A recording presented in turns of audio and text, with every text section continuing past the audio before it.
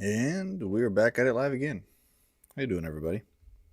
Hope you had a great weekend. Hope you had a good week.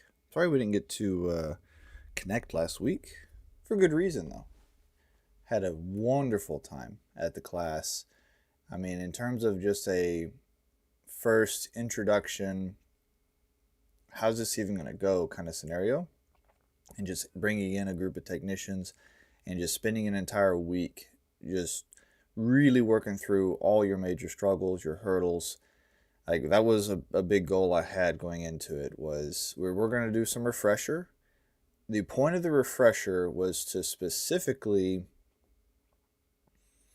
get you past those mental hurdles. We all struggle with that, where there's just something about that concept that just hadn't quite clicked yet. It's just not there. I don't know why. I've been trying to research it, whatever.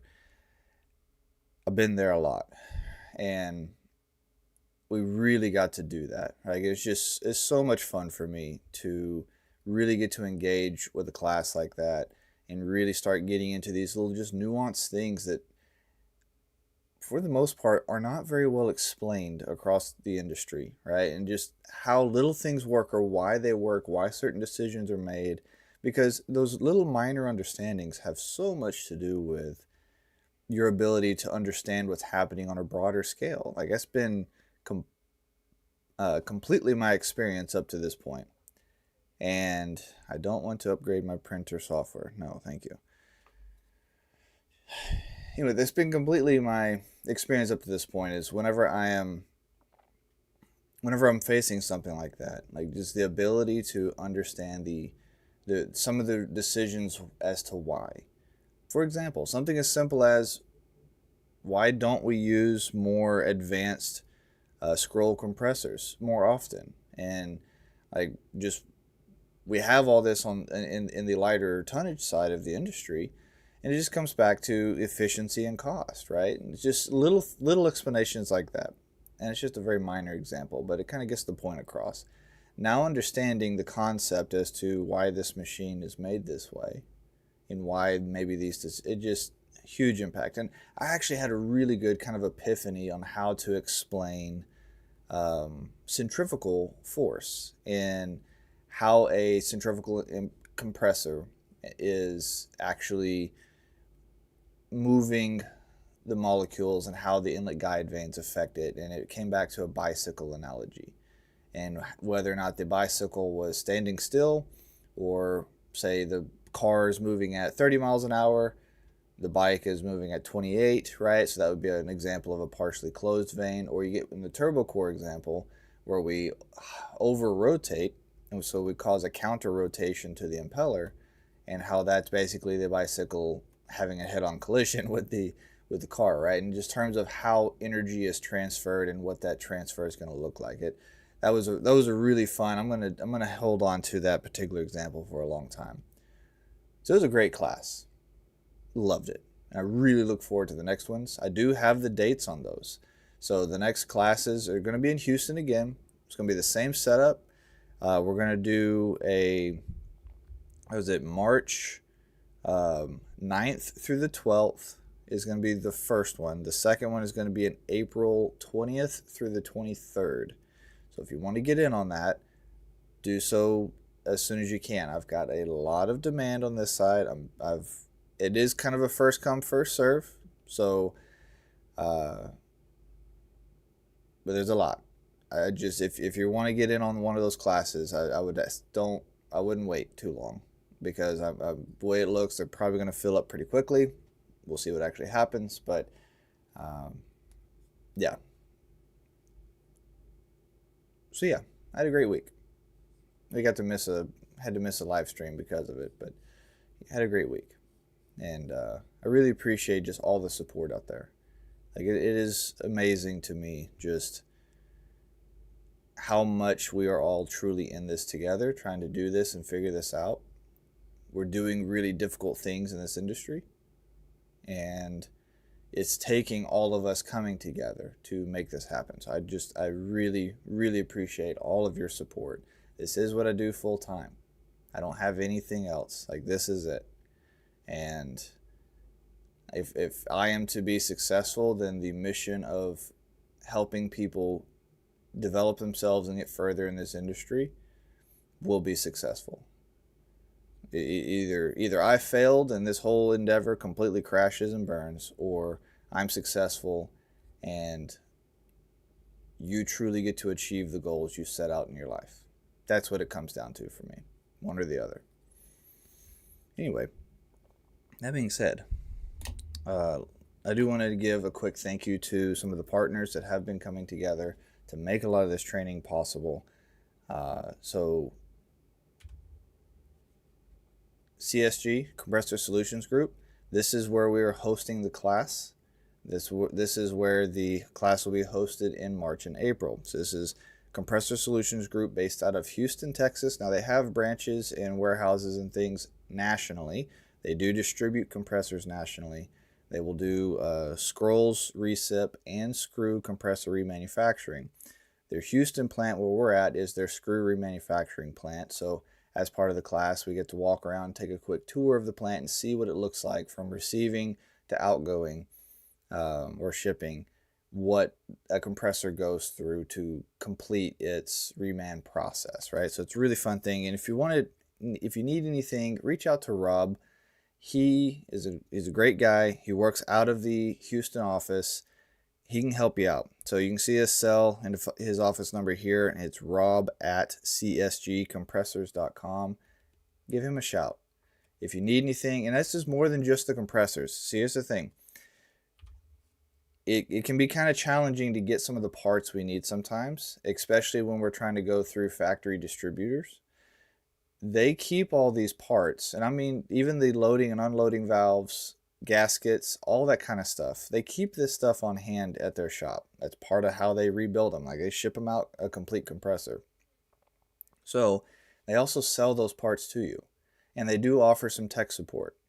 So if you are in a situation where you really do just need to get in touch with somebody, you've got some questions you just can't quite figure out, and you're trying to do a diagnostic on a compressor, or if you are trying to get a part, maybe a valve, maybe a gasket, or even just input on should I use this part, right?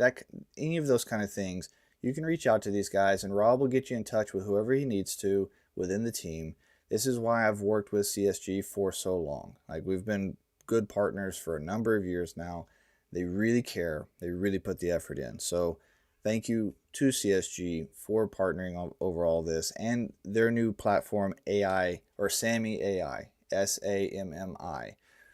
SAMMY is a remote monitoring system that they've developed. They've developed their own hardware and software and the whole bit for it.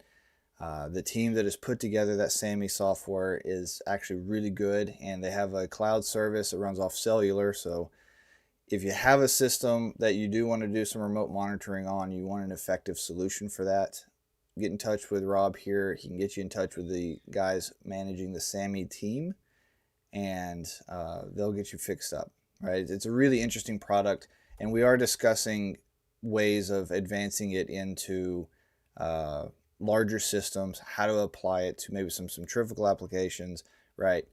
It's not that it's a fit for everything, but there are applications where it could really, really benefit you.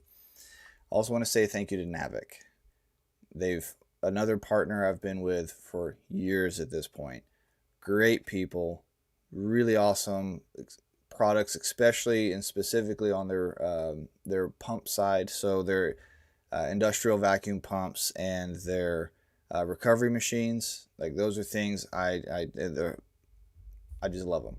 They're absolutely incredible. They have been my core go-tos for years at this point. Not to mention, I got to try out their recovery hoses. They provided a whole set of those for the class. Really like them. Good quality products. Highly suggest. And I am talking to them about developing larger lines. That is something I've been trying to push for some time. Right now, with the lines we have out in the field, you have to basically special order Yellow Jacket for anything we need, especially 1/2 inch to 3/4. There are some stores I've gone into that will carry the 1/2 to 1/2 all the way in stock on the shelf, but you're talking maybe 1 or 2 hoses typically is all I ever see. And these are 6-foot links. We may need 4 or 5 of those hoses to get, depending on what we're doing, and we may need 10-foot, 20-foot lengths. And so like we just always have to special order this stuff. And so I would really love to see us get somebody like Navic to where we can start manufacturing better stock and better inventory of those things, and I'd have to special order every time we need it. And maybe working with somebody like True Tech in order to stock that kind of stuff. So that's something I've actively got on the back burner that we're trying to kind of get some momentum with. But thank you to Navic for supplying the equipment. They gave us the ability, we could get multiple stations set up to practice all the hands-on portions of transfer and moisture cleanup, all the stuff that we were doing as part of our class. And then finally, AGAS. Really appreciate AGAS and the Rapid Recovery team. They supplied the tanks, and the refrigerant was everything. Like it was exactly what we needed, and it gave us an incredible ability to get in, see some live scenarios, test. We could pull out the thermal, watch the refrigerant transfer, see how each type of practice makes a difference. We're able to troubleshoot or create some scenarios where we saw what it looks like when one of the tanks starts to get high vapor pressure, but the refrigerant is still kind of cool. You could just see that temperature difference between the two sides of the tank. The liquid was much cooler down at the bottom of the tank with a really hot gas pushing in because we accidentally had a valve closed. And getting to troubleshoot that recovery process, all that was possible because AGAS supplying that refrigerant and the tanks with it and giving us the ability to go through that. So I really, really appreciate everybody's support and all those partners to make these trainings possible. I look forward to doing it more. With that, let's dive into some questions. I see you there, Matt. How you doing? Or Megan, whichever.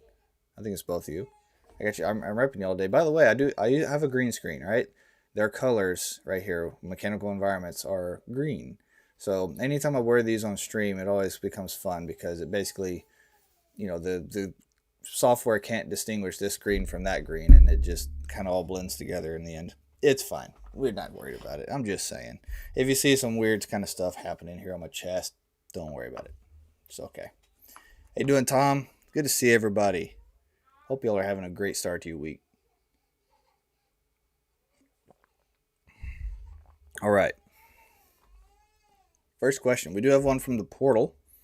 So the chilleracademy.com portal we're going to dive into. When I say portal, I mean the Chiller Questions Answered portal within the Academy.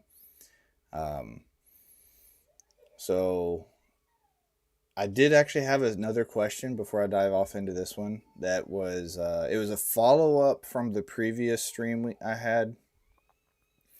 I need a follow-up to it, so I think the username is Doik. And I'm sorry if I'm saying that wrong, but I do need to follow up. I need more information than what I've currently got, right?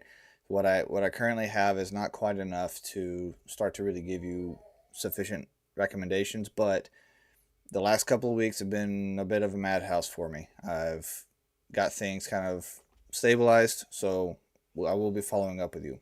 Now, this is another question coming from the portal. I have a YK chiller I am working on. The OptiView parameters are showing. I have checked for short circuits and any defective sensors to no avail. I want to know if this can be a software issue or a microprocessor board. Okay. Not a ton of information to go off of here, but I think we have enough that I can give some basic recommendations on how to go about troubleshooting this and what may be getting discussed here. So coming over here, this is a OptiView panel.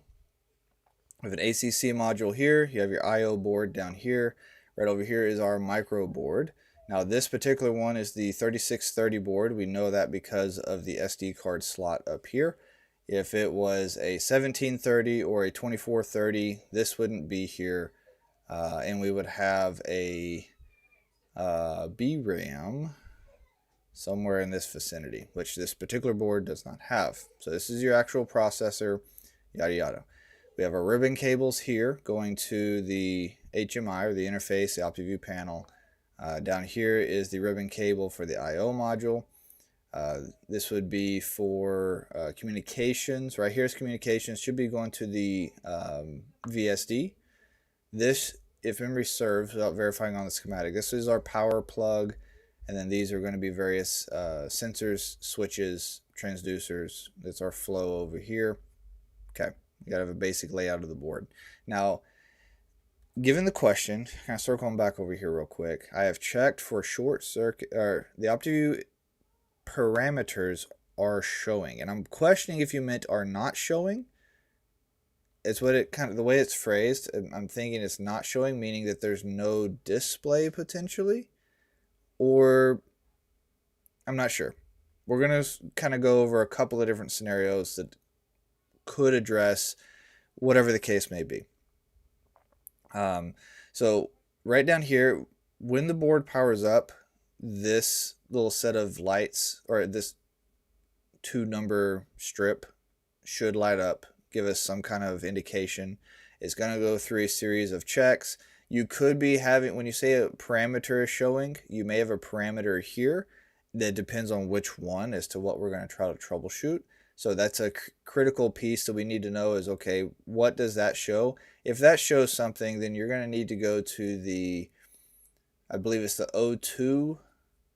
It's either O2 or M1 manual for the YK. And we'd have to look up whatever that parameter would be, right? There's a number of them. There's a various different checks you have to go, that the board goes through to make sure everything is functioning correctly. So that's going to be a separate troubleshoot. If this lights up, it's more than likely, it's hard to say because some of these codes do indicate internal issues on the board, right? So if the EEPROM has a failure or something like that, that will indicate here. There's not a whole lot I can tell you other than just you need to pull up the book, find that code in the book, try to troubleshoot from there. Now, if we're talking about the LCD display over here is not turning on at all, and it's not showing any parameters, then we may have a cable issue right in here. Or we also have, this should be our power feed going into the backlight module. I'm trying to remember. No, this is going to the switch assembly. I'm sorry. This is going to our switch assembly. The power feed comes through one of these ribbons, and I don't remember which. Either way, we need to troubleshoot these ribbons here specifically. These ribbons can get damaged, or the backlight module and the LCD display sometimes just go out. It does happen. So that's just, there are troubleshooting workflows you can go through for that, but that could be just a separate issue, separate from the control module. But you don't mention anything about the board over here, so my gut tells me that's probably not what you're concerned about. He's probably having an issue with the board itself, maybe not even lighting up, like it's not showing anything at all.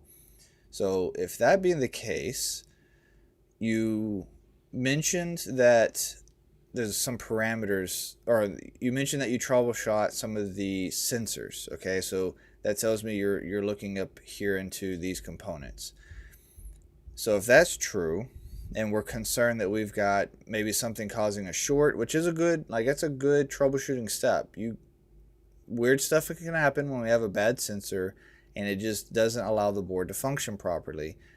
Disconnecting all of these would be one of the first steps I would do. If I was trying to narrow this down of, okay, I've got a wire somewhere, a potential short, something's going on, and it ain't jiving. All right, well, I'll just go through and disconnect all these Molexes. The board should still turn on. It may flash me a code, but if I'm like having some weird power issues, LEDs aren't lighting up correctly, something like that, then I'm just going to disconnect all the devices, and then from there I will plug them in one at a time until I see which Molex starts causing symptoms. That's the starting point I would take, and then once I figure that out, then I would just troubleshoot that Molex deeper and figure out which circuit it is, instead of trying to troubleshoot every single thing on here. Like that could just burn a lot of time and it's just not necessary, versus being able to isolate it to more specific scenarios. Now, if this module is getting power, not only should you have this little display down here light up, you'll also have some little LEDs. Here's one of them right here. You can see a little green one. There should be, I think, two more right here. At least one of those, if not both of those, will be lit up. There's a couple of LEDs that are going to light. Those should be lit. If they're not, I immediately go to, do we even have power to the module? So this should be coming from our power converter. So that's up here in the top corner of the panel. It's just taking the voltage and stepping it down to what the board needs. Nothing fancy, but it plugs in here. Should be 24 volts AC into this module. And then right here, we've got a series of fuses. So these little round knob things, these are removable fuses from the board. So this whole set of voltage indicators on these LEDs here should indicate whether or not we're passing power through this fuse bus. This would be part of that troubleshooting process. If I don't have any of these LEDs, or I've only got one or two of them, and many of them aren't lighting up, I'm going to start troubleshooting the power side, which is going to be up here at these fuses, and it's going to be power coming into the module. If I have power here, but I'm still not seeing LEDs here, I'm looking at these fuses next. Are any of these fuses blown? We also have test points on this board. So I don't know that I have might be kind of hard to show you. I think I've got some close-up pictures, but I have to find them. Anyway, there are some test pins. They're right there. You can actually kind of see one of them. There's these little just pins, like literal, just little pieces of metal sticking out of the board, and it will have a indicator on it, right? Whether it be a 12 volt pin, or a 5 volt pin, 24 volt pin, and then you'll have some that say a GND, which would be for ground. So those are the pins you're looking for, and you're testing from ground to those pins, and you can do that with your meter, and this will be a DC. So you're testing all that to make sure that do we actually have power at each of those pin points, right? Beyond just the fuses. So maybe the fuses test good, but then we start testing the pins, right? If any of these voltages are not there, especially if you don't have any of this other stuff plugged in, but we still don't have those voltages there, that's when we start getting into, okay, this micro board has just probably failed, right? And that's not going to be a software issue. That's just that's hardware issue. I guess would be the best way to say that.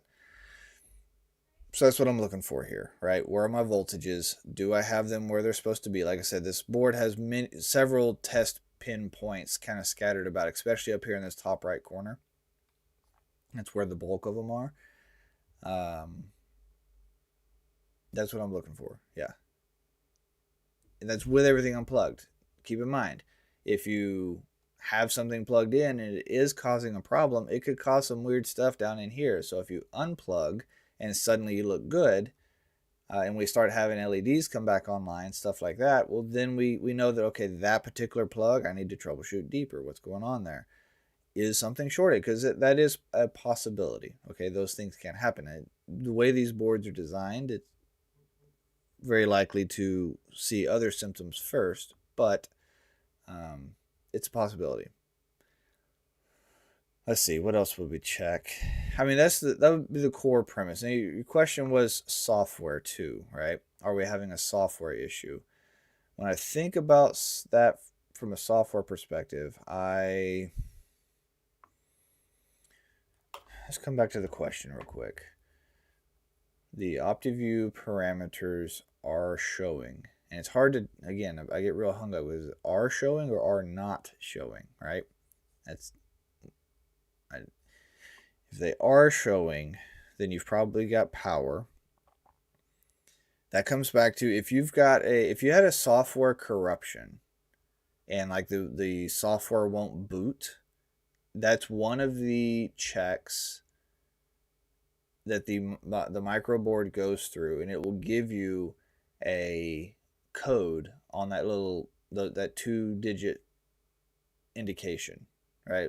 You'll have indication code as to what failed, right? You'll just have to look at that. If it's something like an EEPROM failure, things like that, that could be part of a genuine software problem.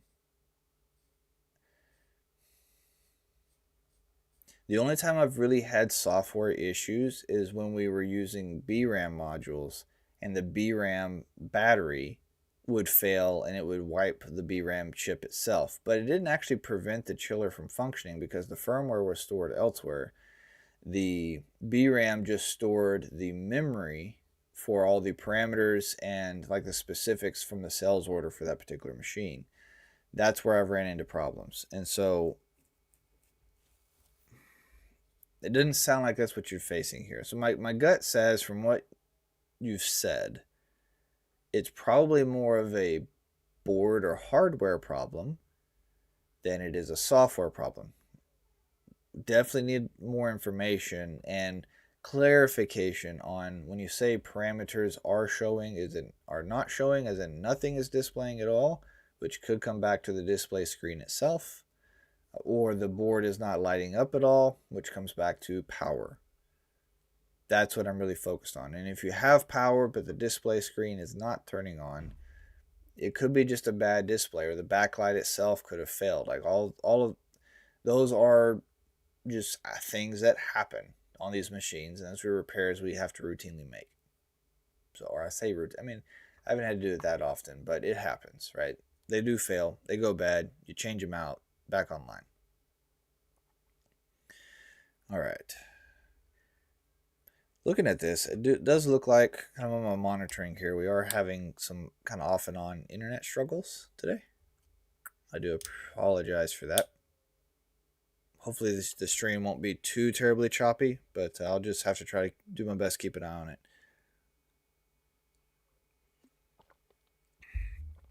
All right.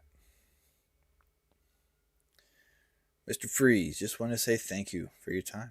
Absolutely. Thank you for being here. Oh, by the way, you sent me that, Matt and Megan, y'all sent me that hoodie, and I've been using it. We were just now, like, legit getting cold, or cold enough to use it. Awesome. Very comfortable. I really, really like it. Appreciate the hoodie. See, please, all error codes explained. YK chiller. Yeah, Asim, that would take a really long time for those error codes. There's just so many. There's so much on a YK that you could go through. It's not realistic to sit here and try to break down every single code. So if you have questions about a specific code, by all means, happy to dive into it. We can discuss it. But I don't think everybody wants to sit for the next couple of days trying to discuss every code. What aspects of chillers should I know for EPA Type 3? If you can tell me. So EPA Type 3 is low pressure. So if you're going to work on, let's see, chillers with R11, 123, excuse me, was it 514? We've also got the 1233 and 1234 refrigerants out now. So any of those are low pressure refrigerants. Or maybe 1234 is a high pressure. Yeah, I think 1234 is a high pressure. 1233 is a low pressure. Okay. Anyway, those are low pressure refrigerants. That means that they operate down into a vacuum. So the pressure is below atmosphere. And that could be with it off, right? That's not even just with it running. So your standing pressure off under normal circumstances may be at just negative couple of psi, or it may be close to or right at zero. During operation, your evaporator pressure may be down to negative 10 to negative 8, somewhere in that, and that's PSIG specifically, so if we're reading that via gauge. So that's what we're discussing. What should you know? To be honest, it's been so long since I've even studied the Type 3 for the. I mean, that was a long time ago. I couldn't tell you this any specifics offhand that like you should really know this kind of thing. Here's the thing: the EPA test, from my memory, and then having kind of I've done EPA classes where I take people through and just and explain basically kind of like a prep class. I've done those before. Now it's been a while since I have done one. Most of the test is has less to do with being technical and more to do with you making sure you just understand the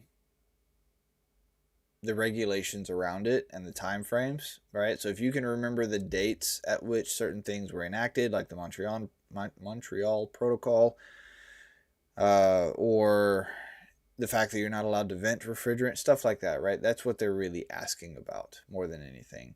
And I will tell you that Section 1 and Section 3, yeah.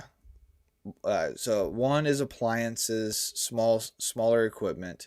2 is basically standard AC equipment, and then 3 is your low pressure applications, large tonnage.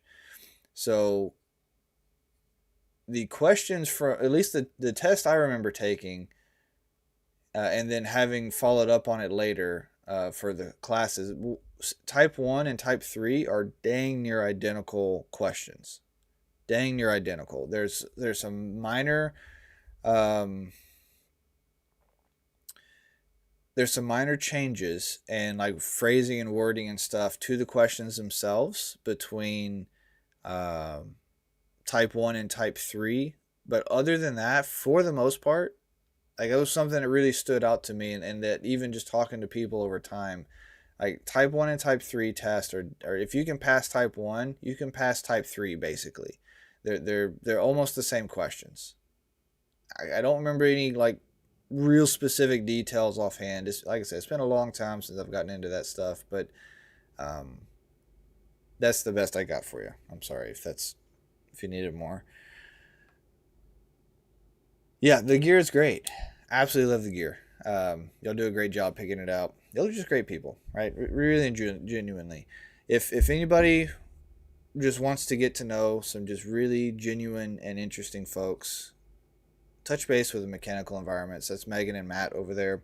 They're very fascinating what they do, right? So they specialize in grow houses in Colorado, and I guess I've done a little bit of consulting with them over time, and just hearing some of their discussions about what they're running into and seeing some of their stuff, like it's just fascinating, and it's just a whole nother world you get into, of just a special application, and what we need to do, the specifics of how we try to maintain that environment.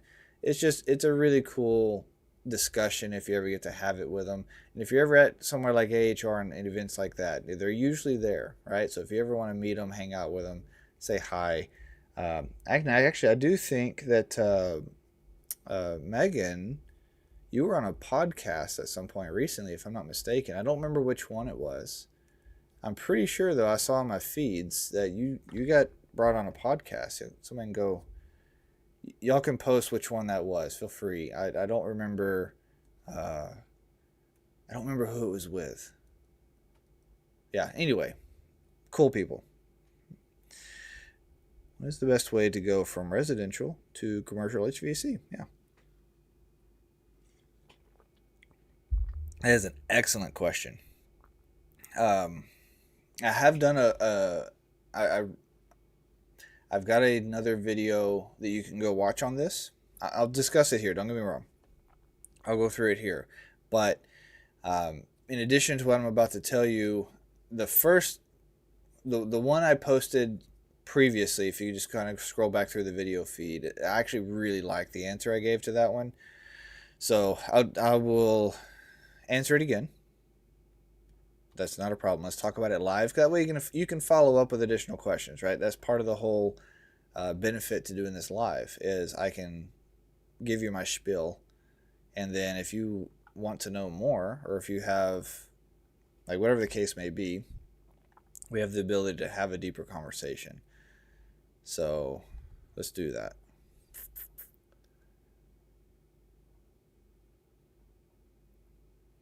All right. What is the best way to go from residential to commercial HVAC? And I'm going to take a stance of this for commercial specifically. Now, commercial could mean a number of things, and I do think it's important to really clarify which sector you want, because it's going to be slightly different how you're going to go about getting into a particular area in the field compared to others. So what we could be discussing, and we can flip over here, for commercial, let's define this a little bit. So we have low temp work. So this would be kind of like your restaurant work, your ice machines, your yeah, I would say restaurants, ice machines, walk-in coolers, freezers, reach-ins, things like that. That's going to be a lot of your low temp type work, and I would say that's different from rack systems. So we also have racks, which most of us view these as two independent things. Those who specialize in rack systems, I would say this is if you're really into the low temp side and working on reach-ins, walk-ins, things like that, ice machines, this is kind of a next step in your progression, if you will. Similarly to how, and we'll discuss this and I'll explain it deeper, but similarly to how a heavy commercial tech will step up into, say, a chiller specialty, right, and specialize in chiller and hydronics. Very similar concept right here. So low temp, many times these guys may eventually step up into learning how to do rack systems. You could also have just light commercial, all right? So call it light. We could have heavy, and then we could have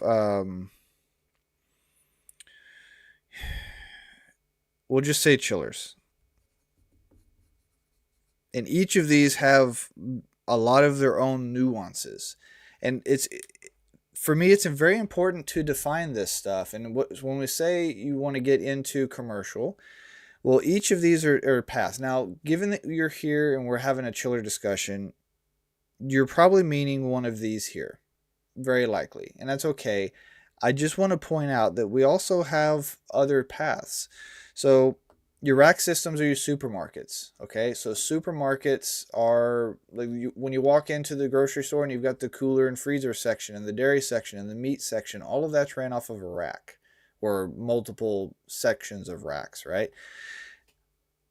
It's a fascinating side of the industry. It's really cool. There are some good companies out there, and somebody like Brett Wetzel would be who I would say, or Trevor Matthews with Refrigeration Mentor.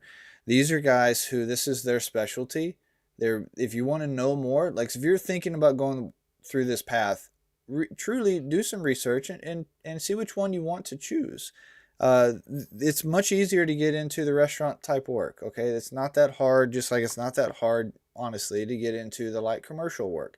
There are people that's all they do. I'll define that a little more in a second, but kind of do some research and see which of these you want to try first, which one appeals to you more.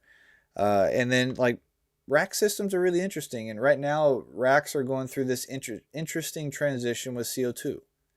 And it just adds a whole nother dynamic, if you will, to kind of how it's being done. Let me say it that way. It's a fascinating field. I haven't done rack systems. I'm vaguely familiar with them. I know enough just to understand what's happening, but like it's not a specialty of mine by any means. Chillers is what I committed to, and I went this path instead. So I basically started here, and this is not a flow chart of, I'm not saying racks are beneath these, okay? That's not what I'm saying. I'm just saying that these are two options in the commercial space. These are three other options. Light commercial can kind of fall in between both of these two paths. So from here, you're going more refrigeration. Here, you're going more hydronics and comfort, cooling, industrial kind of scenarios, right? So light commercial does kind of float in the middle. These are systems. So I would define light commercial as typically you're dealing with a comfort cooling scenario. That's it. So it's you're just processing air in a space just like you'd process it in a house, right? Same basic concept. Except you're below probably 50 tons, right? Once I mean by equipment. Now you may have a building that has, I mean, I've had some literally, we'd had 100 5-ton to 10-ton split systems on the roof, right? And that was the entire facility was those splits. You may have that. I would consider that a light commercial application, right? That's just all light commercial. Everything is less than 50 tons. And the reason I choose 50 tons, somewhere between 20 to 50 tons, the units and how we use them, the applications they get used for, I start to enter this transition. And the complexity of the system, how it's being applied, how precise what we're doing starts to need to become. Like, that's why I choose kind of that 50 ton as a high end mark. Once you start working on equipment 50 plus tons, you're working on something that's for the most part a very different system, very different application. Like it is its own nuanced thing. Okay. So below 50 or that's these could be office buildings. These could be um, just small facilities for the most part, typically. Now, heavy commercial is where we get above that. So we're not even talking it has to be hydronic. It could just be a handful of 300-ton RTUs, right? So RTUs can scale to 300 to 400 tons on the top end, one RTU, and you may have 4, 5, 6 of those on a roof, and they may be processing both the cooling air and functioning as a makeup air system. You could have a dedicated makeup air system, and then you'll have your RTUs set aside separately. This is where we get into large. I would say that some of your VRFs can scale into the heavy side, depending on the size of them, right? If you're dealing with a smaller, maybe 1 or 2 banks like that, then fine. Maybe you could argue that's just a light commercial application. But when you start scaling into, we've got dozens or a dozen of these fully maxed out. Each one's got dozens of heads to it. Like the VRF can scale quite large, right? So the application we're using it then in that instance becomes a major factor. That's what you're dealing with, right? We're not dealing with necessarily hydronics, even though we can. So you may not be working on the chillers, but you may be working on chilled water equipment, right? That's where we start talking about heavy machines. That one air handler may be a 100-ton air handler that's processing just a portion of one building, or you get into your self-contained systems like the Daikin SWP or the McQuay or the Trane self-contained, right? That's all in this heavy world. And if you have no idea what I'm saying, that's okay. You don't have to track all the verbiage I'm saying here. It's just to kind of give you a perspective. And these are things that as you look into each of these, you'll learn. This is important if you're going to decide where you want to go. We really want to define what these mean. That way, each of these will have different contractors. Only some contractors may work on all of this or a large selection of this. But even if you go to hire on with that contractor, let's say you do find one that does most of this, if not all of it, they do exist. You have to tell them what you want to do, or you have to apply for a role they have open. And so you have to choose from this list on, well, I want to do this. And don't walk in, don't be hesitant. If you want that job and you want to be serious, take it seriously. Be confident in what you're asking for. If you want to go work on heavy machines, then tell them this is what I want to work on. And just be direct and bold about it. It's when you're shaky and you don't really know and you don't have the confidence, that's when they're going to sit there and really question, okay, well, is this somebody that we want to use for our team? Do we trust them to do this work, or should we just send them to do this and that's it, right? That's why I say let's define this and let's know what it is we want to target. Let's understand what it is as best we can. Chillers is just hydronics. Okay, this is where you're getting into a piece of refrigeration equipment that has a evaporator that processes water or a fluid. Okay, so with heavy side, we were dealing with strictly or mostly DX systems, maybe some chill water coils and hot water coils and such, but mostly DX systems. So we're talking about rooftops where we have direct expansion in the evaporator, just like you'd have in light commercial. These are also DX systems. These are DX systems, right? So all of this, we're dealing with DX. The refrigerant is processing through the evaporator that is removing heat from our load, whatever the load is. Could be a walk-in box, could be an office building. Okay? Chillers have water going through the evaporator or a fluid, so it could be brine. Again, don't worry about the definitions right now. They've got a fluid going through the evaporator, and then that fluid is sent wherever it needs to go to process the load. Okay, that could be machinery, that could be just comfort cooling in a chill water coil, things like that. So these, when we say getting into, coming back to the main question, what is the best way to go from residential to commercial HVAC? Pick one. It doesn't mean you can't try them all at some point. Don't get me wrong. I'm not saying you have to pick the one you're going to have for the rest of your life. Not at all. Here's my journey. I started off residential, just like you. I went to a kind of light commercial applications, working on more kind of office building, RTU type work. Then I got an opportunity to start doing some low temp. So I was kind of doing both of these simultaneously. I was working on light commercial and I started getting into restaurants. That's when I got into ice machines. Really fell in love with this whole segment right here. Like this was, especially this, the low temp side, I really enjoyed it. I didn't really like the restaurants all that much, but I really liked the work itself. It was fun. It was a lot of fun. Then I moved into the heavy side.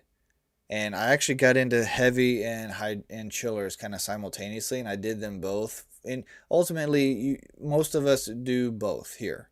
Okay, this is a specialty step up above just the heavy side, but most of us do both here. And that was just my journey. So I started here, moved to here, came here, and then in the process got involved here. Never touched racks along the way, right? Never needed to. And just via my path.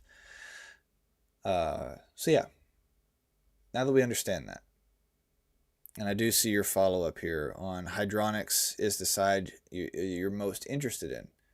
Excellent.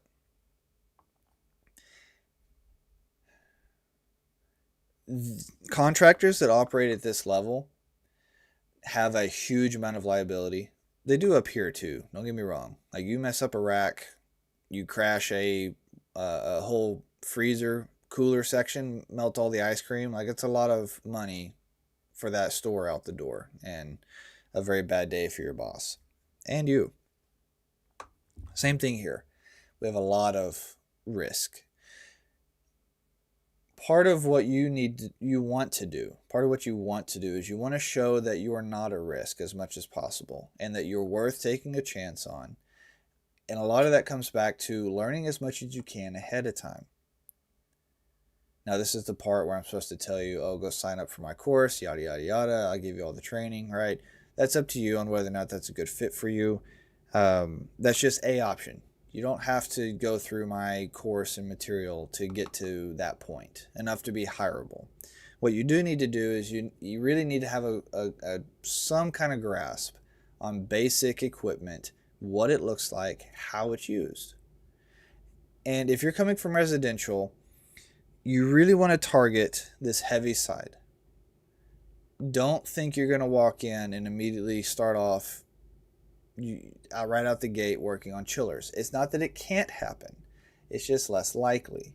So you're going to want to look for companies that focus on these two segments. And they are almost always paired together. Many times, There are some companies that are heavy only and won't touch chillers, but almost all the companies that work on chillers work on heavy too. And I'm defining heavy as being 50 tons and up in terms of DX equipment. Okay, that's what I define as heavy. So it's either if it's hydronics, if it's using hydronics, or if it's DX 50 tons plus. That's my definition here. So you want to find these companies. I don't know if you're union, I don't know what region you're working in, but that will have an impact on exactly how you go about this. It may be worth your time in your region. You may want to go look at considering a union. There are some regions where going union is not the best path. My personal region, I would say that is true. You're better off where I'm at. Now I'm in central Texas, but Texas as a whole, many of us have a better path going the non-union route, developing ourselves in what they call open shops. In a slang term would be a rat shop, as I've heard. Going that path, and then building your way up from there. Now, if you're in a union area, that's going to look differently. You're going to need to you will want to get in with a contractor, but they're going to put you in through their union apprenticeship, which again depends on where you're at. Some of these apprenticeships that are out there through the union side are great programs. It depends on your region. So some regions I've heard amazing things about. The unions in California. Everything I've heard, they're actually pretty good. They're major corporations. Okay, so you're in Houston. All right, so non-union, Houston. Houston has a lot of heavy unions, but Houston also has a lot of good non-union work. You don't have to go union to be successful in Houston, okay? So that's really good information. That makes a big difference. So you can get your way with a lot of those non-union companies. Some examples in Houston that just come to mind would be Chilco is one that pops up. I know Air Performance Services out of Houston. That's another one that pops up. Who else? I don't really have too many names I could really throw at you to recommend at the time. That's non-union. You've got options though. As you know, Houston's a pretty big place. There's a lot of industrial in Houston. So, rewinding a little bit. Get your head around this stuff. And have that when you go to apply and when you go to interview. Have your head around it. Be able to talk about it, to explain things. Like this is not... If this is a whole nother level to what you've learned going through residential. But you have the fundamentals and basics if you've gone through trade school and if you've come up in this industry correctly. Okay, what I define as correctly, mind you. All right. If you've really had the training, you have all the fundamentals you need. What you need is confidence and scaling those fundamentals. This is your best bet to pitch yourself. I can come in, let me help with your smaller heavy side RTUs and stuff, or split systems, right? Get in as a maintenance tech, as an apprentice, something like that along those lines, right? That's what you're looking for. And then you're trying to work your way into higher level opportunities from there. That comes back to training, that comes back to experience. There's a lot that you need to know to get your head around. So be comfortable starting off lower and then working your way up from there. It will pay off. Like, you get into this line of work, short of you just making some major life mistakes, you're very well set for a really good long career. I'll say it that way, right? This is an amazing section of the industry to get into. Really is. And this is where the bulk, like if you look up markets, this is where the bulk of the national and global industry, like the finances, get spent, is in this sector right here. This is where most of the money is at in terms of what people are purchasing and service and cost, things like that. Okay. Uh, it really is just a matter of finding those contractors, seeing what they have available, and applying. And when you apply, see, here's the thing, it's really easy if all you do is just submit your resume and your application and don't go any further. Here, hang on, guys. 1 second.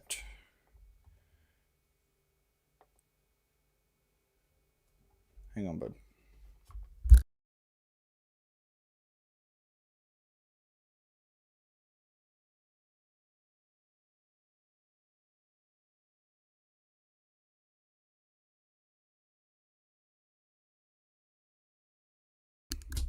Sorry about that. 2 of the 4 kids are sick today. Wife is taking them to the doctors, but I still have the other 2, trying to keep them settled. Okay. So, if all you do is turn your stuff in and then that's it, it's probably going to take more effort than that. All right. Because there's just so much liability, right? It's really hard to hire people who are below a certain level of training. It's really because it costs a lot to get you trained, and up to speed. Even I'm not even talking about sending you for training. I'm just talking about the amount of hours we're going to have to invest as a company to get you from A to B, right? Just understand their position, right? Understand why they're hesitant. It's not they're in a difficult position too. Okay, it's just something it's easy to overlook sometimes. It is frustrating because everybody wants 5 years. If they don't see 5 years on your resume doing this, like it's super easy to get passed over. It happens all the freaking time. And so you have to just put a little more in. Things that I did early on to get attention, I would put my application in and I would just stop by the shop on occasion and just ask to talk to the service manager or go sit down with them or just touch base, even if it's just come say hi, something. I would just do something if it was somebody I really wanted to try to get in touch with, work with, whatever the case. That's something I did really early on and it did pay off for me. Sometimes those opportunities opened others, right? So I thought these folks would be really good for me to work with, but in the process, I ended up getting connected with these other people, and then the other people were actually a much better opportunity I just didn't know existed.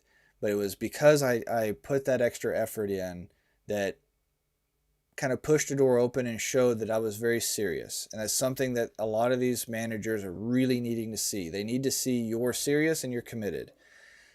It's okay if you're not, and if that is not something you're willing to do, by all means, like it is what it is. But I'm telling you that if you want to be taken seriously, one, have a understanding of this, be able to talk the language. You may not have the hands on, but you can speak the language, and you can challenge them. Please stop, Bubba, going under.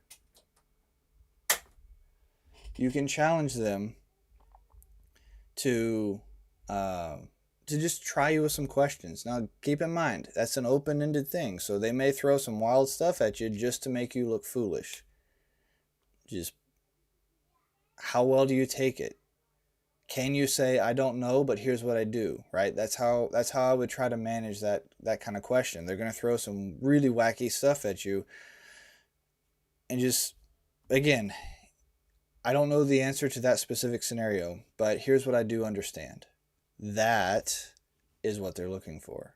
That's the answer they want to get. They don't, when they ask you those kind of questions, they don't expect you to know the answer many times.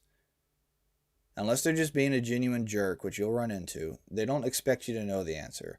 What they're looking for is how do you respond to it? And do you have enough understanding to even try to answer? That's the other thing. Can you even try? If it's just an immediate, I'm sorry, I don't know, or you throw some really bogus crap out there just trying to shoot for the wall, they're probably going to call you bluff. Don't do that. Answer what you genuinely understand and don't go any further. Don't try to spin stuff up from something you've heard. If you don't understand it, don't say it. I'm serious. That's my recommendation. Kind of a long-winded way to get there, but get some fundamentals, apply, don't let them overlook you, right? That means showing up in person many times. You can submit your stuff online, that's fine, but you probably need to show up in person, actually try to talk to somebody. It's very impactful. It really is. If the service manager is not available, ask if the operations manager is. Something like that. Who is available? I would like to sit down and just discuss this with somebody or get some feedback. Who can I sit down with? They may just put you in front of HR. Genuinely, that's a good thing, because if you can really show to HR that you're somebody promising, those HR people can really help you out and really, hey, we had this person come in, I really love it. I had that happen more than once to me. I've had guys do that. It's a way to make noise, and it's a way to be seen in a very noisy environment. So, yeah. That's what I would recommend right now, with just where I see the industry at.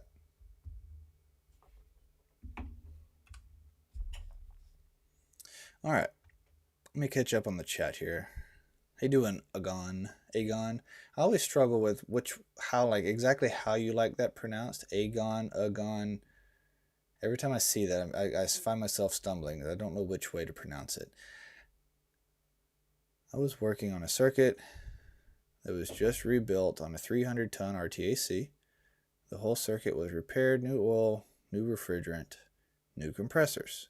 But the oil filters kept clogging up. Have you ever had this? Oh, yeah, absolutely. Retubed also. Yeah. Let's see, do you have... All right. So, yeah, let's throw this up so everybody else can see this. Right there.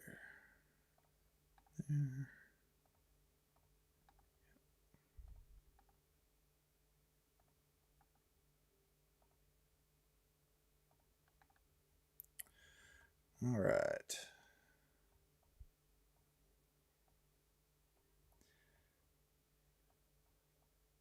It's a really good question.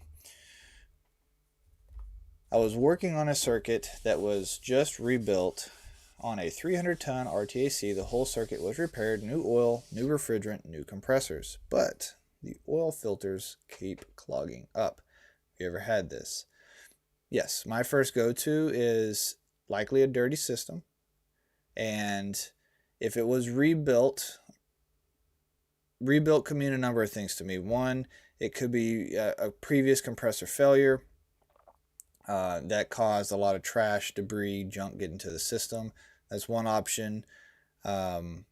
Or you could have it's just been standing still for a very long time, just stagnant. And now you're going through and you're trying to do the whole cleanup. Here's what you can't do on a system that large. With small systems, we can do like an RX11 flush, and I'm okay with that. There's drawbacks to RX11, okay? It comes back to how you use it. But if you're working on a small tonnage circuit with smaller piping, you can do an RX11 flush if you just understand what's going to happen as you use it. Okay? You're going to have long evacuations. The likelihood that you're going to get everything out is unlikely, and you're going to have to cut. There's a whole thing to RX11. I've got a whole spiel I could get on if you let me. Anyway, that's not going to work on these large systems. So what's the alternative? This is similar to an acid cleanup procedure. When you get a dirty circuit like that, even if it's not acidic,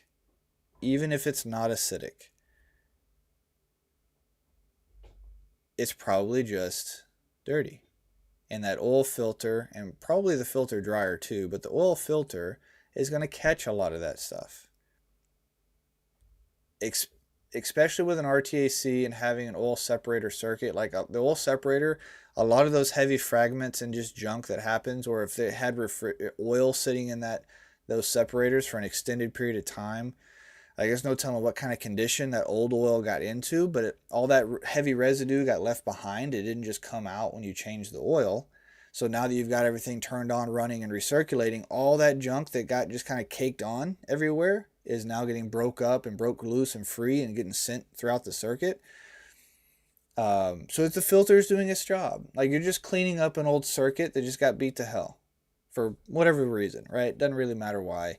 It just got beat up. And you may have to go through a handful of those filter changes. It just depends on how bad it got. So this is similar to if we're trying to do an acidic cleanup.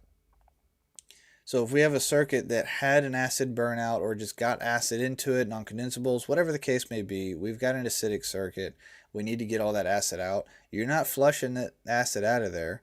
The best you can do is put some neutralizer in the new oil. You're going to pull the old oil and change the filters if needed, if they're ready. Put new oil in. You're going to run it for a period of time. You may only need to run it for a week. You may get to run it for a month. It depends on how bad the acidity is. But you're going to come back, you're going to change it again, and you're going to run it again with that fresh oil. And you're going to be taking oil analysis throughout this entire process routinely, every few days, once a week, whatever the case may be. As you go through that process, you'll have the system just start getting cleaner. This may take, like a bad burnout with routine oil changes, it may take 6 months to clean that circuit up. Genuinely. And you may go through multiple filters in the process. It just depends on what happened. But it's to be expected, right? That is something that I would expect in a scenario like that. So I would consider that normal. And I would consider it a good thing that you're getting it cleaned up. It sucks. It also sucks that all that's hitting your compressor. That's hard on your metering valve because one bad chunk gets stuck in the valve and all of a sudden that part's screwed too. Like you've got a bunch of sensors in there. That particular one has a liquid level sensor. That trash could get in that liquid level sensor and really screw up its ability to function, right? So there's things that can happen here. It could get plugged into the eductor circuit for the oil return. There's things that can happen. It really sucks having all that trash in there, but there's just not another way to get it out. And how it got in there, who knows, right? It could have been trash that got accidentally introduced during the retube process. I don't know if you did the retube or had somebody else do it. It doesn't really matter to me. The fact is, a process like that, like you're heavily exposing and disturbing things and stuff just gets knocked loose. So I would say it's okay. It's not fun. We don't want it, but it's okay. It's just part of that process. Just part of the process. Eventually, you'll change it out enough times. It'll stop doing it. It'll probably happen over an extended period of time, right? You're probably having to change this filter frequently right now. But after a couple of changes, you should start getting longer run times between changes. Ideally. And eventually, it just keeps running and you don't have to change it again. Eventually. And that's the thing to doing a rebuild on a system like that. Like that's what you're going to have. Yeah. Hopefully that's a useful answer. If not, I tried. I'm not very good at giving the answer you want to hear. But I will give you an answer. Let's see, McCann. Thanks for the kind words. Appreciate you. Definitely be at HR this year. Megan was on. So, okay, so going back to mechanical environment. So it sounds like we got Matt today on on the Blue Collar Baddies. So if you want to go see Megan with Mechanical Environments and kind of hear her chats, she's on the Blue Collar Baddies podcast.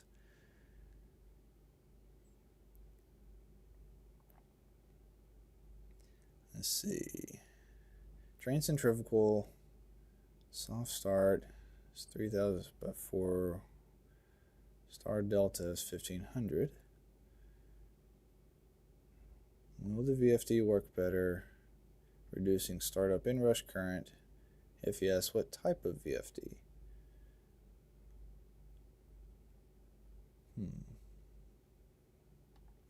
Let's pull this up.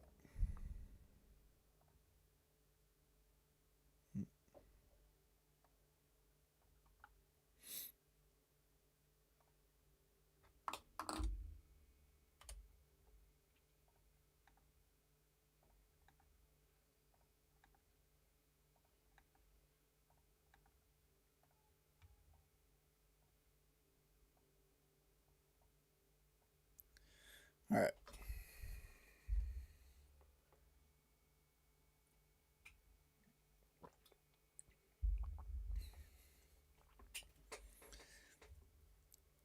Train centrifugal chiller on soft starter is 3,000 amps.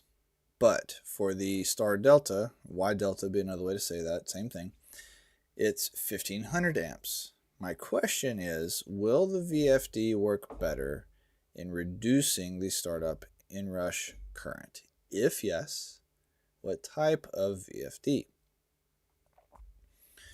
Let's quickly define just kind of what these different components are so that everybody's on the same page. So let's start with a Y delta. So a Y delta or star delta, same concept or same thing, just different ways of saying it. With a Y delta, we have 3 starters will be stacked in side by side.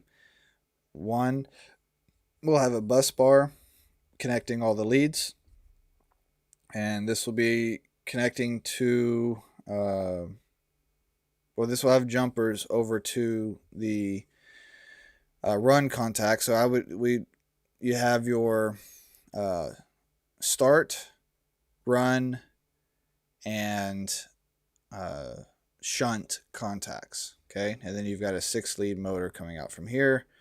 This is what you would see on a Y delta panel. All right.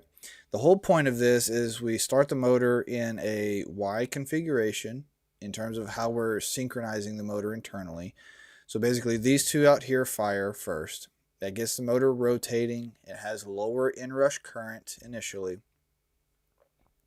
And then we drop this one and engage this one, which then gets us full legs of power to all 6 legs of the motor, not just 3 legs, which is what the star does, or the Y phase does.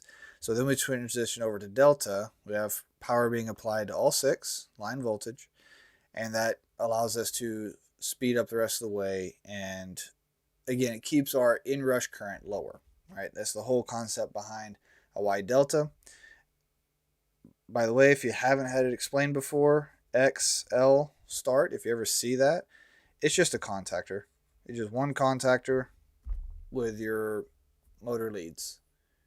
That's all it's doing. Nothing else is going on in there. X electrically means cross, so it's crossing. It's just a contact line. So these are not just cross line. We're not just hard hitting one contact, powering all the leads at once. XL, that's all we're doing. So your regular split system condenser has a XL contactor. Just to give you an example. Now soft start, which is different, we're actually using so we may have a set starter, but we'll have SCRs over here on the side. Okay, so we have our motor leads, but then we'll have these SCRs. Now there'll be one SCR per leg of power, or in some cases, in larger applications like what he's describing, you may have one just really big SCR. It may not be this particular style of soft start. It may be, instead of having a This would be considered a bypass contact. So you have your soft starter, which is your SCRs, and then you have your bypass. So the way these work, the soft starters, the SCRs, engage first.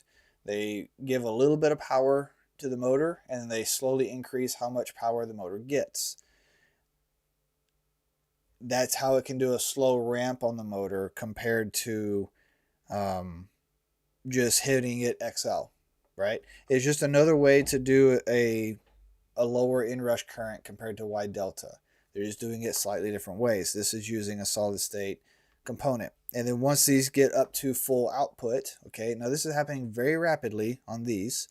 These will transition within a few seconds. It'll hit, give a couple of beats, then it'll switch, right, if it works correctly. This, within just a matter of a second or two, you go from 0 to 100% on the SCR, and then we switch over to the bypass contact, and that kicks in and holds line voltage from there now that we're already at full power through the SCR.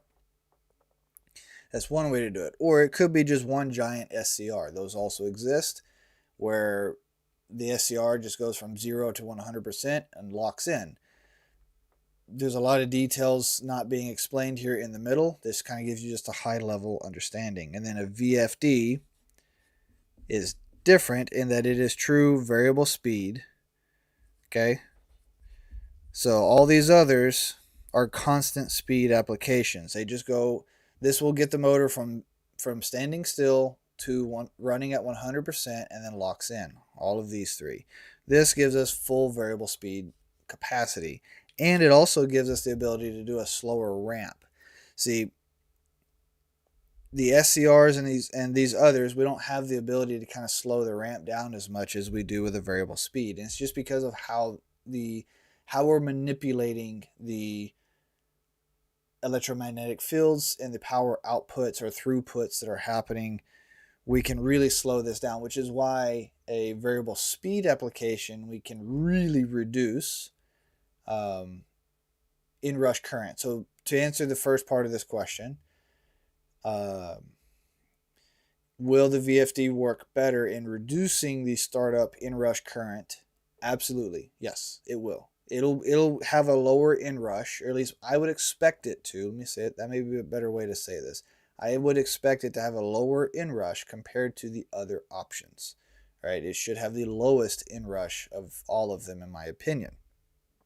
It doesn't mean that there aren't exceptions on occasion. Okay. Now, in terms of what type of VFD, I mean, I don't really have an answer to that. So we have floor mounted, we have unit mounted, we have air cooled drive assemblies, we have water cooled drive assembly, or fluid cooled, maybe a better way to say that, where instead of trying to cool them with air, we're cooling them with some kind of fluid, whether it be condenser water, whether it be a type of inhibitor loop, or whatever the case may be. We've got some kind of heat transfer fluid. That just comes back to the manufacturer, right? I don't have a specific answer there as to what type of VFD. It's a VFD. Now keep in mind, be careful that we don't get VFD, VSD, AFD.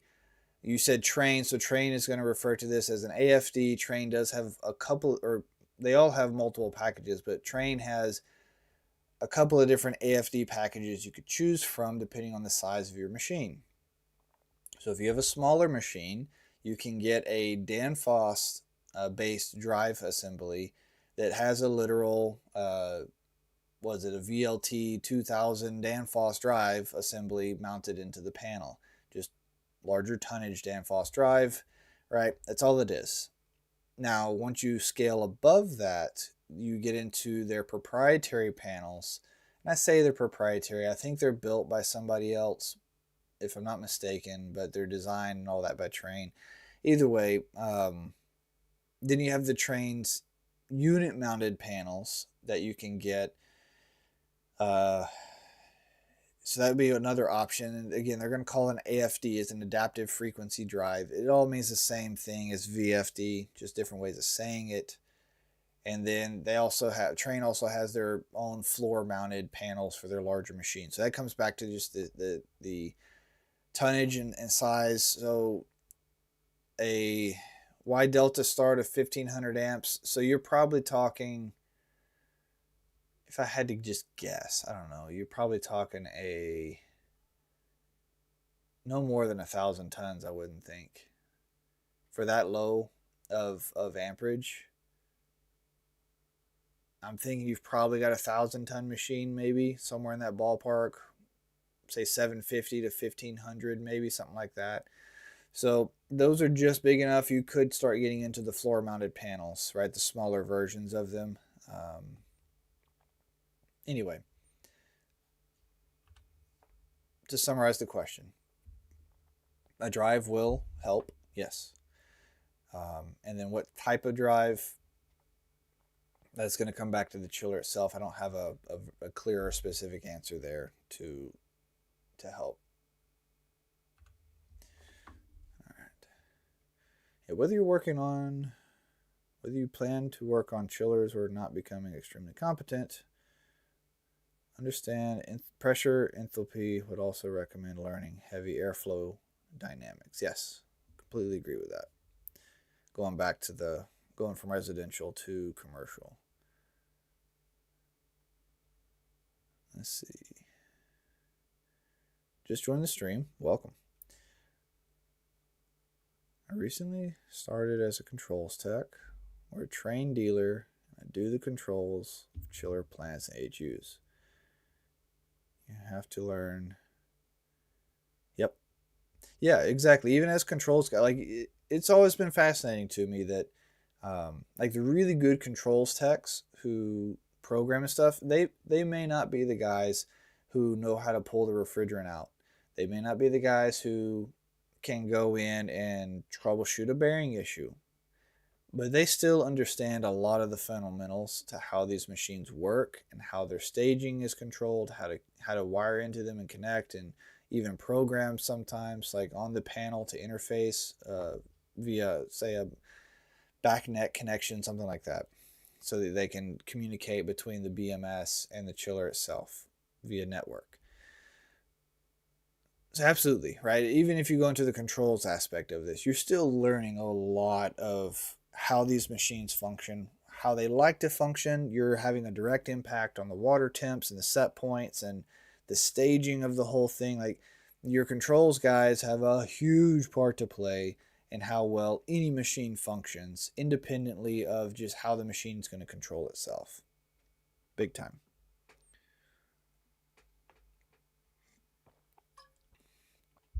Oh, we had a question about what about Seattle unions? Worked at Johnson for a while, for a little. Got me into cooling towers, which got me into the door of commercial, and now I'm selling my own cooling tower jobs for PM repairs on my own. Nice. In terms of unions in Seattle, I haven't heard a whole lot about the Seattle unions. At least nothing that really stands out to me or comes to mind. What I have heard is Seattle, or just that whole region, is a pretty, like, that's the Northwest. That's a pretty tough region to operate in, especially given the climate conditions. I believe it's a very heavily union operated region from what I understand, at least. There's still going to be non-union shops, but I think it's a very heavy union region. That being the case, that may be a region where it's really to your benefit to get in with a union, right? And let me clarify some things with the non-union side. Even in California, there are some incredible non-union companies. I know because I work with them, right? One prime example that comes to mind is American Chiller Systems, right? Very great company. Have done a lot of work with their team, actively working with training their guys, and they're very invested not only into their customers but their team, right? It's an amazing non-union company that you can work with out there in California if you don't want to go that path. You still want to do this work and be very successful. So just because California is very heavy union. Doesn't mean that there aren't major players who are non-union still very successful and operating in that space. So please don't get me wrong when I say that. You can very much be very successful in a union environment at a non-union shop if that's what you're interested in doing. It just, you might have to work a little harder to get in with a shop like that or find one when the unions are so dominant. In my region here in Texas, unions are not very dominant. So it's not that hard to get with shops who are non-union. It's not. It's just something to think about and consider. Um, yeah. And MTT, that's right. So MTT, for anybody that doesn't know, is make the time. That's a big staple to what we want to do and a big message that I want to keep out there. We've got to make the time for our families, for our kids, for our spouses. It's not going to be there. We have to make it. Situation like today, right? The kids are sick. We got the stream to do here. Y'all understand. Most of us here have some family to some extent. You're going to understand. I got to pause for a few moments here and there. Make sure my kids are okay, right? That is the core of just MTT. We're going to make the time to do what we need to do. And it's not going to be there. We got to make it. Feel like deer in the headlights some days. Just graduated from HVAC program, between jobs, and now I'm working on my own. Oh, I just read that. Or cooling tower repair, yeah. Yeah, I mean, your first couple of years. Here's a really interesting thing that has really stood out to me. Your first couple of years in this industry, in this trade, is such a freaking whirlwind, and all of us go through it. All of us go through it. But at some point, if you keep going and you take it seriously, you're not just trying to coast, but you're genuinely investing in yourself and your time, and you're taking this seriously. You just wake up and you things just start to click, like genuinely they just start making sense in the right way, and that's when like your career just absolutely launches from there. But it takes years to get to that. When I say years, I mean it takes a few years at least. You have to give yourself time to just get in it, absorb it. There is so much happening, and like when you work on this side of the trade, especially in the heavy side, there's so much happening. You just have to allow yourself time to take it in and give your brain time to build understanding and like mental structures and models around how these things work. Like that's what a lot of it comes down to. And it's very easy to get impatient, to get frustrated, feel like you're just not adequate enough for this industry, yada yada yada, and then you go try to do something else. And you know, maybe some people should, but I would really argue that a lot of people that give up probably shouldn't. It also comes back to management, right? When you got bad management and they're not really supporting your career, it's really freaking hard because you're already dealing with being overwhelmed. Now you got to deal with managers who are not taking you seriously, right? It's a tough spot. I mean, all of it, but all of us go through. That's the thing. It's not just you. Every freaking one of us have been through that process. It's not just you. I have 400-ton U-Works at the building I run. Even though I don't directly repair them, I like learning everything I can. Yep, absolutely. What's the thing?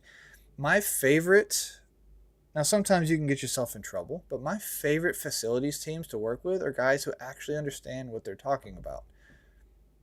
Because when they call me and they're trying to tell me what's going on, they can actually say, like, we know how to communicate.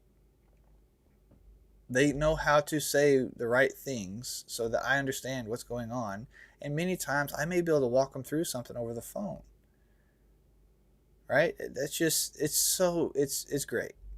And because you understand, your ability to understand what we need to do from a service perspective really helps. And I find that for facilities personnel who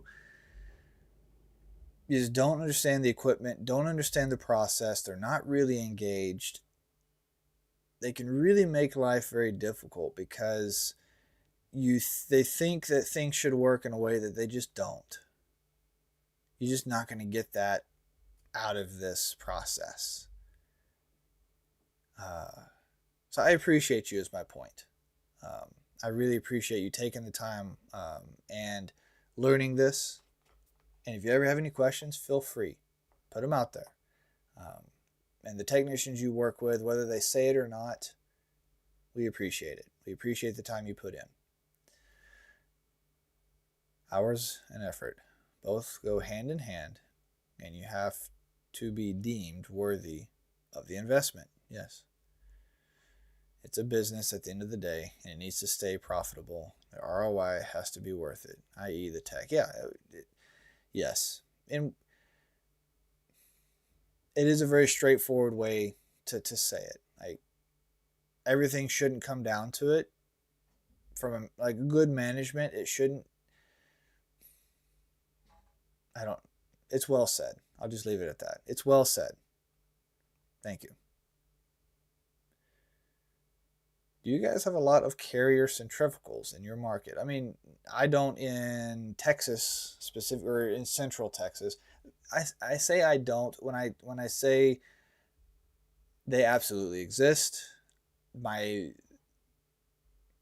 Compared to other types of machines, right? So when I think of it, I'm thinking of York, Daikin / McQuay, Trane, and then Carrier in that mix of those top four, if you will. By far, York and Trane dominate in every possible way. So, when I say, do we have a lot? And I say no, that is the context of compared to. Are there still numerous carrier centrifugals? Absolutely. And there are some markets that are far heavier where carrier was far more successful from a regional standpoint. So you may travel to a different region and find that there's a lot more carriers than what you'll find in my region. In my region, though, they exist. They're just not they're not the top dog. They're just not. Any advice on cooling tower PM? Most often blow it over, but I was always very adamant on trying to catch little things like sticking floats, yes, poor water treatment, potential issues. Yeah, blown over, right. I track what you're saying. Been watching you for a while. Let me try to better understand the function of a chiller. So, let's see. Cooling tower PMs. Recommendations. I mean, getting them really clean is very significant part of the process. I would say a lot of people really struggle with the fan maintenance, getting the alignments right, putting the right grease in the bearings. That's a major issue I see. They use the wrong grease. They don't use the high moisture content grease. So the one that I recommend is the Mobil was the SCH 460, and it's meant for high moisture applications like that. So if you try to use regular motor grease in tower fan bearings, you'll end up wiping out a set of bearings, and so those need that special grease because of the environment that it's in. That's a major thing that leads to a lot of fan bearings, just catching fan bearings in general. Like that's something that the guys who are a lot of times doing those maintenances, they can clean the tower just fine, but it's the mechanical aspect they severely struggle with, and so they miss or they don't do the fan maintenance correctly. Things like that causes a lot of issues. So that would be something I'd really hyper focus on, is getting the mechanical of it dialed in and getting people trained and educated on the mechanical aspect. One second.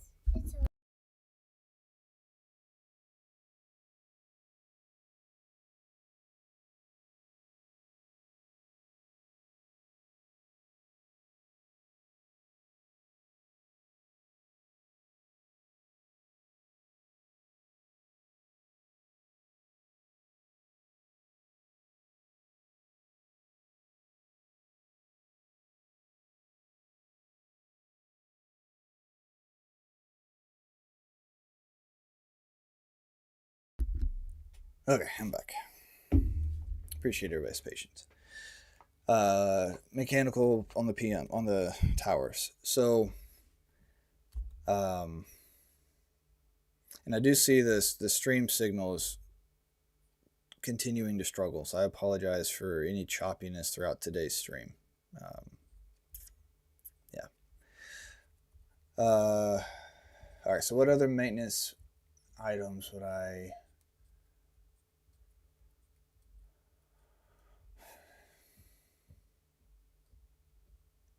Another big thing is level.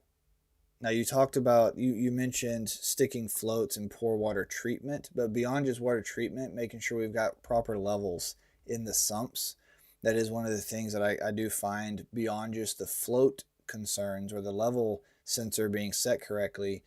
How much water are you actually holding? Because there's a lot of scenarios where people end up running way too low on this on the tower sump or the basin, and it ends up causing the suction of the tower to draw in a vortex. That vortex is introducing air into the circuit, even though the sump or the basin suction is fully covered in water, right? So those are some things that I find tend to get overlooked real easy, and it causes a lot of air trap issues and loops at times. All that'll stack into one of the barrels really easy. So your condenser barrels will stack that water real quick if you're not careful. Let's see.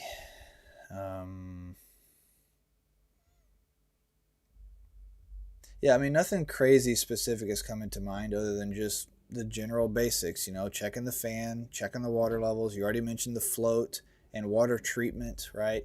Those are just very general basics. If we can just do those things correctly and get it clean, you're really, really well off. Like you're on your way. Okay, you did mention on that CVH we were talking about earlier, it was 1,000 tons. Okay, yeah, the current inrush current you were referencing, that's what it sounded like, was about 1,000 tons.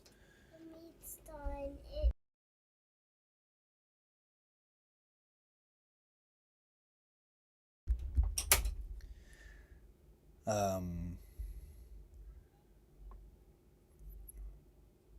we run, I believe, a similar VFD for the cooling towers at a lot of my accounts. Yeah, I mean, VFDs on a lot of motors nowadays just are getting heavily implemented across the board. I am going to try to wrap up here sooner than later, just given the kids are starting to get a little restless. So if you do have any questions, please get them in. I'm going to finish up the few comments here. I will try to take one or two more questions. If y'all have any, please go ahead and try to get them in. And yeah, we're going to probably go a little less than normal.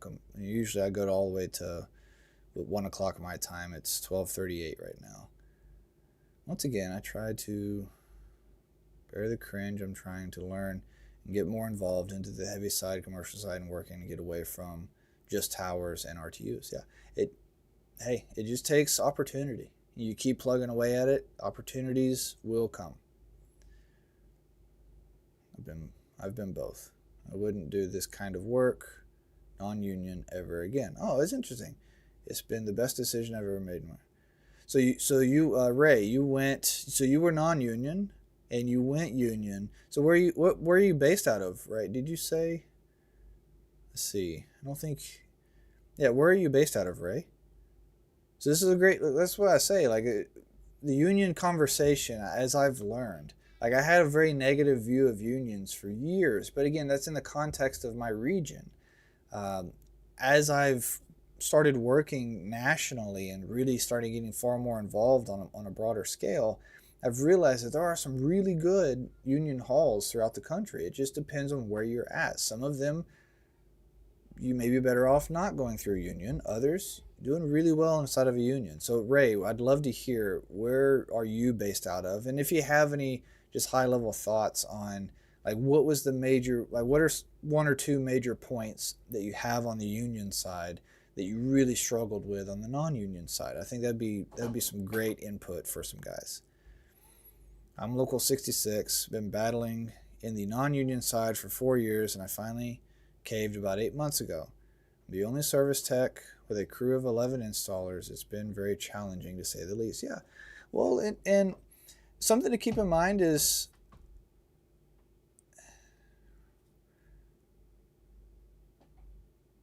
installers, not all installers. There are some people who get into install with aspirations to move beyond that.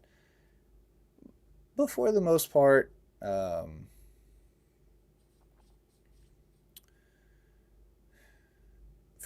most guys who do installs that I've come across, they just enjoy the hands-on work. They don't really care to get into all the technical aspect.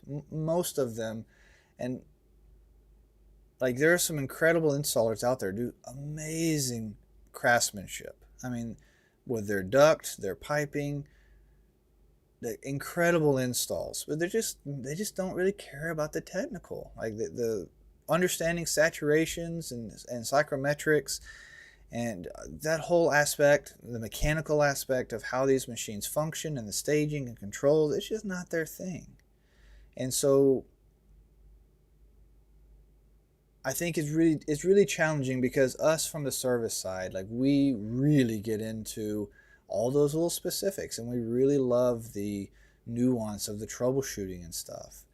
And like that's our thing. And that's also why we don't focus on doing installs, because we love troubleshooting, right? And so it becomes just it's very much of a mindset thing from my experience. That's what I always dealt with, trying to kind of work with install crews and such, is just having to remind myself, what do they enjoy? Like, why did they get into this? It's almost never because they wanted to be service techs. They just like the work, and they like to do good work, right? Yeah, it's tough. It really is tough, because what we care about, what matters to us, what we're going to nitpick is not the same stuff they nitpick. But I guarantee you, like if you spend enough time with them, not all of them, some of them may be just flat lazy, okay? You're going to have them. You're going to have flat lazy service technicians too. But some of the installers,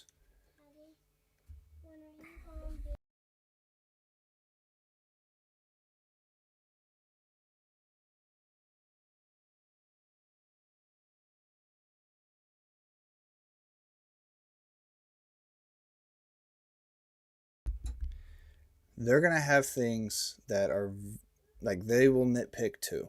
It's just not the same stuff we nitpick. That's really what it comes down to for me, and it's a difficult perspective to have. Yeah, I know I've really struggled with it throughout my career. I did. I just, but I've come to understand with time, we just have two different things that we care about. That's really what made the difference for me. I was on an overhaul for a CVH as non-union. Train was doing work in the same plant. That's when it clicked, doing the same exact work, just made more.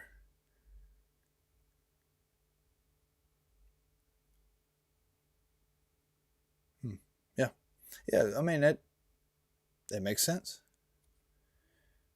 And that's one of the things about, like, if you want to do overhauls, like that's a huge part of what, especially the wheel guys for the manufacturers, because most of the manufacturers are union, right? Daikin's not, but Train, Carrier, and JCI are.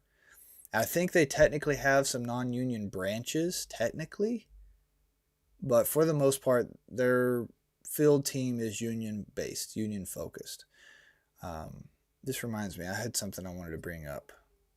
Now that we've got you guys here on stream, especially we've got a Train factory guy, I want to bring something up here in a minute. Anyway, so a lot of those teams are union based, and they specialize, like a lot of the work they do, talking with the guys who work for the manufacturers, is the overhaul side. That's a huge part of your specialty.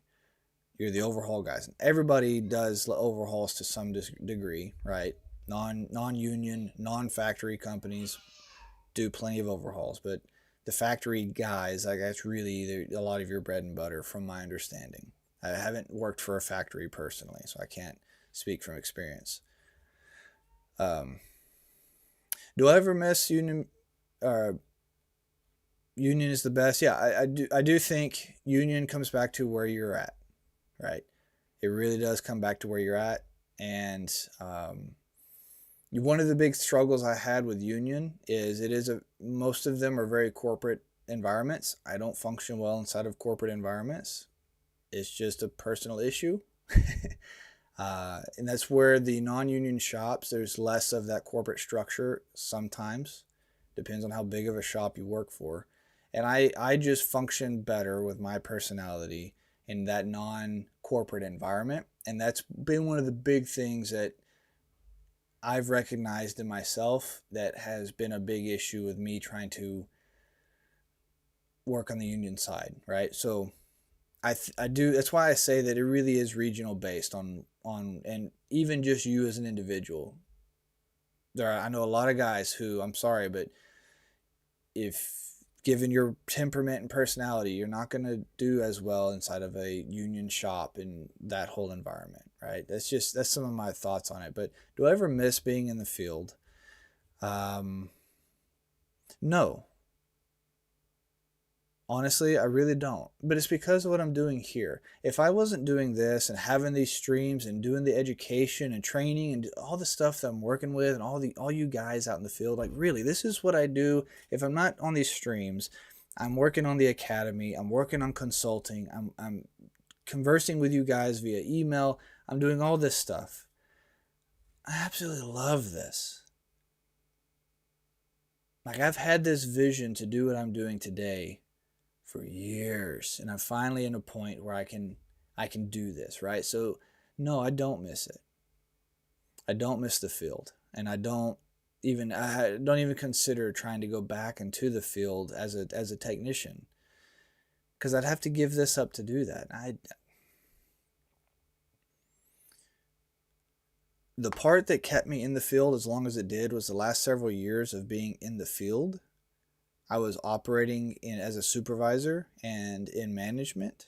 Now I was still actively running calls at times in the field, but it was almost always with technicians, and I was almost always in an education support role. And that's what those last few years in the field that really kept me holding on was just that working with techs to help them. And now I've just scaled that to a whole nother level with what we're doing here with Chiller Academy and HVAC time, right? Anyway, no, I don't miss it. No. And if I was still there, I wouldn't be able to do this right now. Like we wouldn't be able to have this conversation. I couldn't do that from that environment. Yeah. Washington D.C. Yeah, Ray. That's and even B here. So I started in the union on the East Coast, moved to Texas, and transferred. Unions are weak here, but it doesn't take away from being better for the working man. Yeah, and like I said, there are good unions here in Texas. Okay, I'm not trying to say that there's not. All right, I've had less good interactions with unions personally, but it doesn't mean that there aren't good halls here. Just to kind of, it does. I've heard specifically. So I've heard Houston, and in DFW, and the San Antonio union halls specifically tend to be better ones. That's from what I've heard and just some interactions I've had. The halls in Austin, I don't know where you're at, B, and I don't mean to be insulting in any way. But the halls in Austin, the feedback I've gotten, it's not so much, right?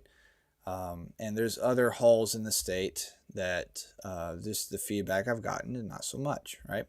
And like I said, they're not as strong here compared to the East Coast. But here's the thing: so the East Coast unions, 286 is yes. the East Coast unions, so same thing, Washington, D.C. and East Coast, I've heard basically the coasts, the best feedback I've gotten on unions, period, have almost always been in the coasts, right? So we're talking East Coast and West Coast. Those coastal regions have incredible union options. It doesn't mean that's the only option, but they're very good options. And then there are some others kind of sprinkled throughout the middle states, if you will, that there are some good locations I've had really great feedback from that are worth your time, right? Yeah. Now, okay, so B, you say you're in Austin, yeah. And like I said, I don't mean to be insulting. I'm just sharing my experience I've had. Austin compared to other unions, even within our region, I've have had my experiences, right? You may have a totally different one. You're also coming from the East Coast, right? So I I I came up in a different way. That's going to have an influence on my position and opinion. It also doesn't help that um, like I've had a lot of run-ins with the Austin Union in a not good sense. So um, it's hard for me to give a balanced answer on the Austin Union. I'll say it that way. But it doesn't mean to dissuade you from what is working for you. Please don't get me wrong. But that's just been what I've gone through on my side. That's yeah. I've not had that experience in a positive light. Union is good for the working man. It's not good if you're a business owner. Our benefits packages are not the cheapest, but we are sharp. Yeah.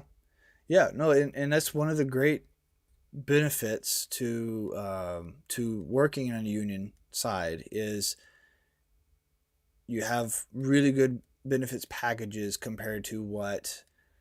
Now it's not, non-union shops can match those packages. There's a lot of non-union companies that have just as good of benefits packages as what not of what union shops will typically offer.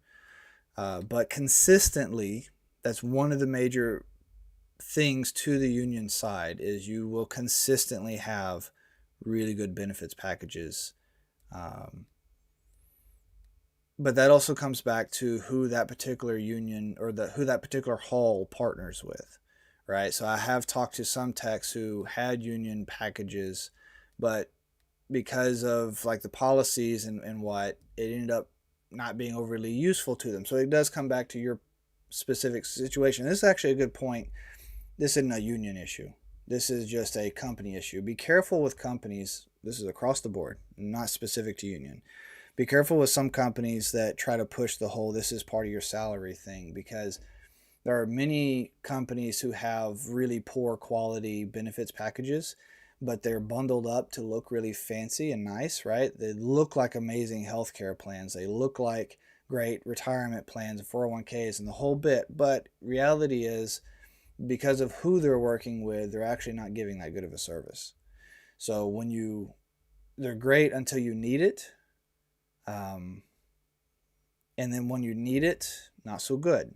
That also changes if you have a family versus not have a family.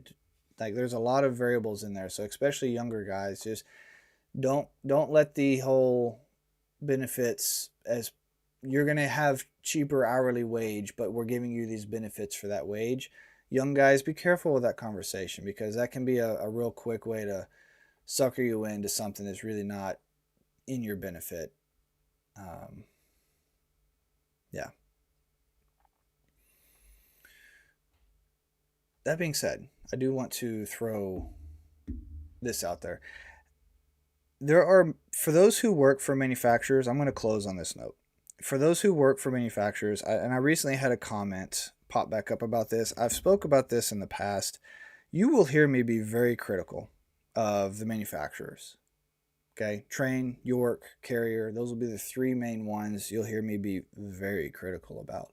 And often, I want to make something very, very clear. I'm being critical of the corporation, not you, not the technician. You're not making the decisions that I'm criticizing. And so I do not want it to ever come across as though I am criticizing you as the individual. If you take it personally, I can't control that. I'm not directing it at you, right? I'm not speaking to anybody specifically at the moment. I'm just saying from a general stance. I'm not speaking to you as an individual technician in the field who works for that manufacturer. I am criticizing the corporate executives who are making those decisions for the company you just happen to work for. And I'm not going to apologize for it because I don't agree with those practices and I don't agree that they should be doing that. And I also don't have a problem when other technicians who are voice their frustrations because they really get in our way of trying to just do a good job too. Like we're just trying to do a good job too as a third party trying to service that machine. And the manufacturers increasingly over the years, the corporations have done more and more to limit our ability to do our job. And it's very frustrating. So when I call that out, I am not calling you out. I am calling the corporation out. And they're the ones who I'm just, from my perspective, trying to hold accountable. And I'm just trying to speak honestly and share my genuine thoughts, my genuine feelings, and the real things that I've been through because of those decisions. So I want to make that very clear here. There have been people who get offended by what I have to say. And then they get offended when I don't rebuttal others who are just sharing what they experienced. It's not about attacking each other as technicians. When other people are expressing their frustration because of what they've gone through, they're not attacking the technicians. And from what I see, everything I see, it's not about tech to tech. It is about the corporation's decisions. Anyway, thank you for listening. Thank you for being here. I really appreciate everybody's time. I appreciate your patience today. Kiddos are obviously bouncing in and out pretty routinely. Such is life. MTT. Make the time for your family, for your spouse, for your kids. They need you. The time's not just going to be there. We have to be intentional. We have to create that time. It's not just going to happen. This is a difficult industry. It's going to consume a lot of what we have to give. We have to make the time. We have to make it. You're not going to have it. I'll see y'all next week.